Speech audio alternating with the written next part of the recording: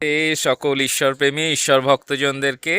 তো বৃন্দাবন ধামে আমাদের যে ব্রজমাতা সেবা ট্রাস্ট, সেই ব্রজমাতা সেবা ট্রাস্টের জন্য আমাদের খুব প্রিয় একজন বড় ভাই বা দাদা, তিনি একটি 100 গজের প্লট, যেটি এই পিছনে দেখতে পাচ্ছেন পাঁচিল ঘেরা যে প্লটটি, এই প্লটটি ব্রজমাতা সেবা ট্রাস্টের জন্য উনি দান করেছেন এখানে আশ্রম করার জন্য।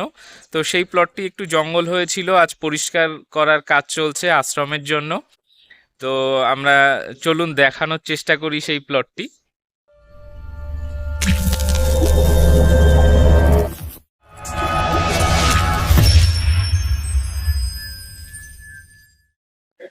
তো এই হলো আমাদের আশ্রমে পৌঁছানোর মেন রাস্তা।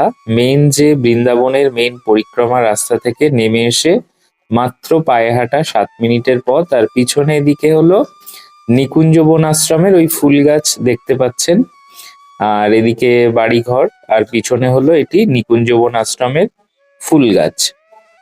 তো এখান থেকে এই যে রাস্তাটা দেখছেন, এটি হলো 15 ফুটের রাস্তা আমাদের আশ্রমের এখানে চলে এসছে।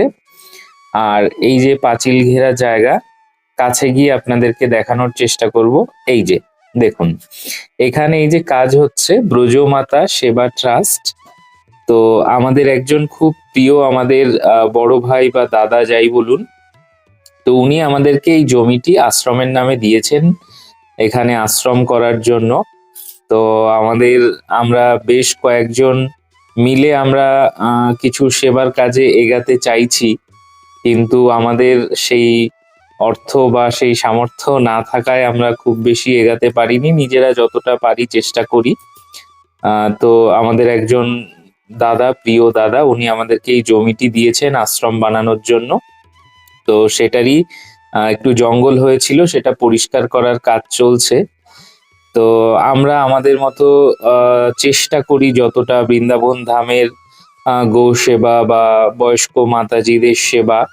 তবে আমাদের মূল উদ্দেশ্য আমাদের গোশালা বা গো সেবা, যে অসুস্থ গোমাতাদের সেবা, এবং যে সমস্ত মা বাবাদেরকে ঘর থেকে বার করে দেয়া হয়, অসহায় যে সমস্ত মা বাবা যাদের থাকার জন্য বাড়ি নেই বা মাথার উপরে ছাউনিটুকু পর্যন্ত নেই, সেই সমস্ত মা বাবাদের থাকা, খাওয়া বা চিকিৎসা, এবং এই ধরনের যত গরিব অসহায় রাস্তায় থাকা যে সমস্ত মা বাবা যাদের সত্যি থাকার কোনো আশ্রয় নেই বা খাওয়ার নেই বা পরার পোশাক নেই বা অসুস্থ হলে চিকিৎসা করার বা ওষুধ খাওয়ার পয়সা নেই, সেই সমস্ত মানুষের জন্য সেবা বা সেবাতে এগিয়ে আসা।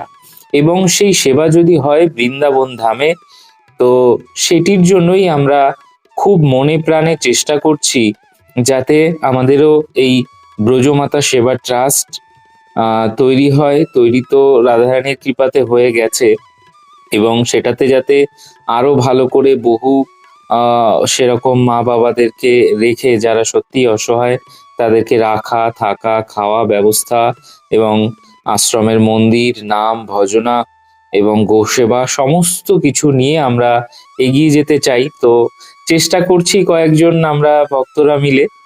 তো আমাদের সেই সামর্থ্য না থাকার কারণে এখনো পর্যন্ত ততটা আমরা এগাতে পারিনি, শুধু চেষ্টাটুকুই চলছে, এবং আমাদের রাধারানীর কৃপায় যতটুকু তিনি করিয়ে নিচ্ছেন ততটুকুই আমরা চেষ্টা করছি করার।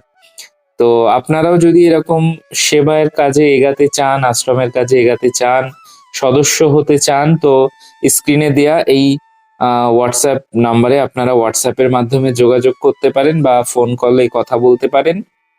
এবং সেবার কাজে, আশ্রমের কাজে যদি যোগদান করতে চান, তো আমাদের এই স্ক্যানার বা অ্যাকাউন্ট নাম্বারে আপনারা সেবার কাজে যুক্ত হতে পারেন। তো এই হলো, পরিবেশটা ঘুরিয়ে দেখালাম গোল গোল করে চারিদিকে। তো ভালো থাকুন সকলে।